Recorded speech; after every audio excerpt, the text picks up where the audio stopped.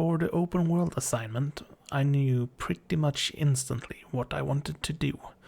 It's an idea I've been toying with since before I even really started my journey to becoming a level designer. I wanted to create a world for a video game that takes heavy influence from the world lore and design of the 2017 anime Made in Abyss, and that's exactly what I've done. Made in Abyss features a very circular island that has a deep abyss on it, an unexplored depth of dangers where within can be found artifacts that can perform feats considered magical.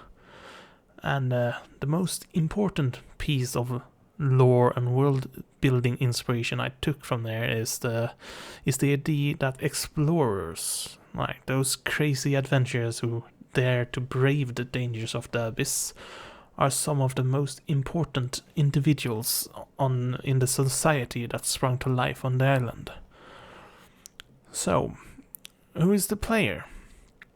They are a low-ranking member of the Explorers Guild, a courier. They get basic accommodation in return for their service of safely delivering artifacts that has been deemed safe enough to sell. In fact, this would be one of the very first quests the player receives. So they head to the boss and get directions for the package.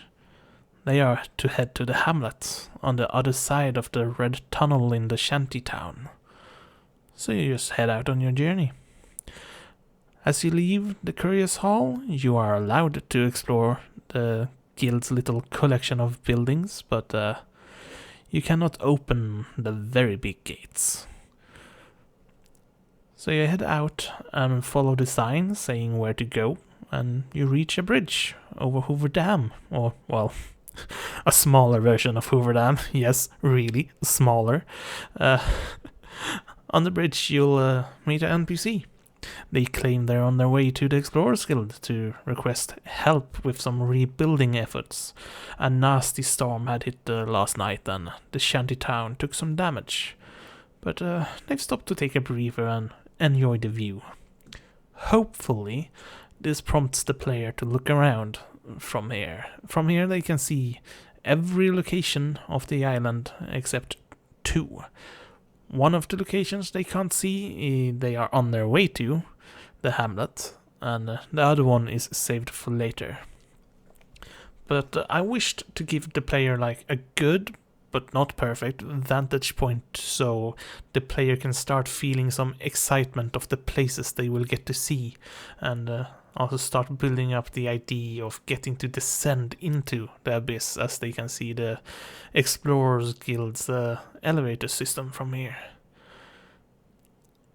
The bridge is extremely long, but that is on purpose, as in the long run, upgrades to the player's mobility is something I want to implement, and to truly appreciate speeds later, they must to some extent understand being slow now. But to not make it too boring, I made sure there are some interesting things the very instant the player finishes crossing the bridge. I've made an opening in the trees that allows for a sightline all the way to their current objectives to just remind them, hey, the red gate, that's the quest you're on right now. And when they've taken that in, I've also created a point of interest very close to the path. A giant statue, half buried in the ground, with some sort of untouched altar in front of it. I'm thinking of introducing the idea that something can be done at such altars, and let the players try out that idea here. But the primary theme of this experience is to do like some light pondering on what drives different individuals to have such a need to know things, to explore, even at great risk. But for now, we have a job to do, so we head into the town. We nearly make it to the objective by going along the Desire Path, but it would seem the NPC on the bridge was onto something. One of the bridges across the ravine cleaving the town in twain has collapsed. This is when a friendly resident informs you that the usually private higher road has been opened. While the family that lives above ain't too happy about it, they know they can't be needlessly cruel to their neighbors and will allow people to travel through until the bridge is complete. So, we turn around and find a path. We find a path we probably missed while sprinting towards the bridge, and it's just a small shortcut to keep the intentional backtracking to an absolute minimum in these introductory minutes of the experience. So, we made it up to the higher path, and of course it was a setup. You're delivering extremely valuable goods. Someone was bound to try and steal it. And that mysterious individual ups a force field to contain you and unleashes the rats that walk like unreal mannequins. Yeah, it's supposed to be rats, the classic RPG first enemy fight, but for today they're mannequins. The combat takes half inspiration from the scripting course project I did earlier, and partially takes inspiration from Warframe. That is to say, it features the primarily of just shooting, but also contains some mobility abilities. I will feature quite subdued dash ability compared to the one in Warframe, but it's still about jumping around the battlefield and shooting and using some abilities as they come off cooldown. The abilities are in a different project. I've just not had the time to migrate them over. In that project they work as the boss abilities, but it shouldn't be too hard to convert them to player abilities, right? When you've defended yourself, another party arrives. It's an explorer, a high-ranking member of the guild. They break the field and will arrest the mysterious person that ambushed you. Afterwards, they proclaim how impressed they were with your fighting capabilities. Say that you might have what it takes to become an explorer yourself. They will recommend you to the guild to join our training program. But for now, you should just finish your delivery. So, with this quest/mission, I hope to have been able to set up a bunch of future like story events and content. But for now, I'd just like to talk through some ideas I have with each of the zones. And this is the Explorers Guild housing area. They have their own courier hall and a big door that is not to keep them safe, it's to keep them safe from things that could potentially climb up their elevator system from the abyss. Like, the abyss is a scary place. Those walls are big for a reason. There's some storage houses, and then there's the fancy houses for the higher ranking members. We're currently swirling over what would be more like church-like thing to implement a little bit of a religious aspect to everything. Here we have Hoover Dam, literally Hoover Dam. I got recommended on some feedback to maybe cut up the circular mountain range, as it might have felt a bit too perfectly circular and artificial, and maybe just breaking up would be interesting. And I managed to get in some world lore by doing that, because now they've built a Hoover Dam, and without it the mountain range wouldn't be complete, and the hole would obviously fill up with the seawater.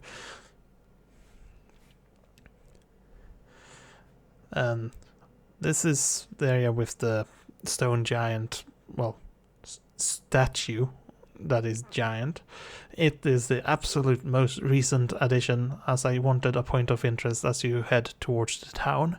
I have not fully really figured out what I want to do with them in the long term, but even if I don't really know, it serves to set up a bit of a mysterious feeling about what's been on this island. Why is the statue still there? Why have you not excavated it? And I think that is enough justification for it to be there, at least for now. Yeah, the southern part of the shantytown. This is where some of the rich people live, but it's still a shantytown. For God's sake, there's literally a ravine that is breaking apart the town. They don't really have much when it comes to luxury in this town, but they are still a necessary part of the society, which means which puts like emphasis on what I said the explorer did during the quest, that he has arrested the troublemaker. They are not. This is not grimdark. They don't show up and just execute people for breaking the law or doing what they don't want. They just arrest them and most likely will leave them out to cause trouble again, because it's just not worth containing them. Like, the Explorers Guilds are a bit overconfident. They know they can deal with whatever these shanty people throw at them, so they're just like, let them have their fun. And that's oppressive in its own way. Up here, I would like to make this into a nice fancy castle, because every town needs their rich pompous people, and that's not gonna be the explorers. This is gonna be the founders of this entire operation that live up here in this castle. Was fun researching that one. I found I can't remember the name, but on the west coast of Sweden, a mix of a castle right next to like a little harbor area, which was just perfect because I was looking for both a castle and a harbor at the time. So just perfect. This is what the sign called the Sun Temple.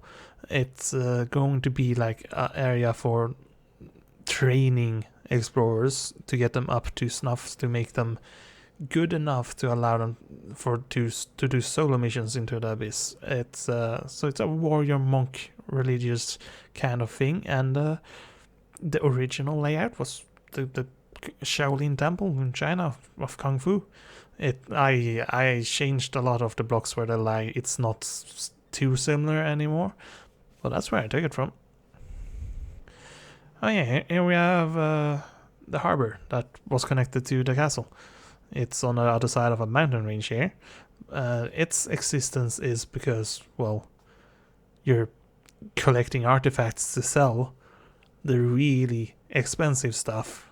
You're gonna have buyers from the entire world. So you need a proper harbor to load up big ships to send out the big and really valuable stuff.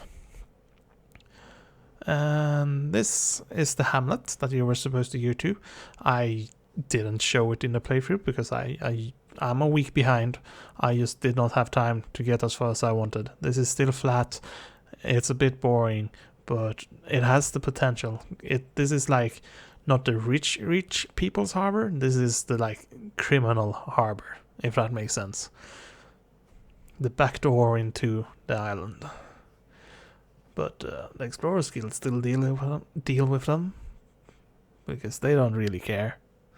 They only sell the things they don't care about. And here I'm on top of the lighthouse. I really like the view, because if you stand up here and spin around, there's always gonna be like a point of interest or location in every direction you look at. And don't ask me why, but I've been having this like little idea for a like grand finale. Like, just imagine if there's a giant monster at the bottom of this hole, and you destroy the mountain the lighthouse is on, and it just tumbles down. Oh, and then spinning is it would be glorious. Yeah, end of it.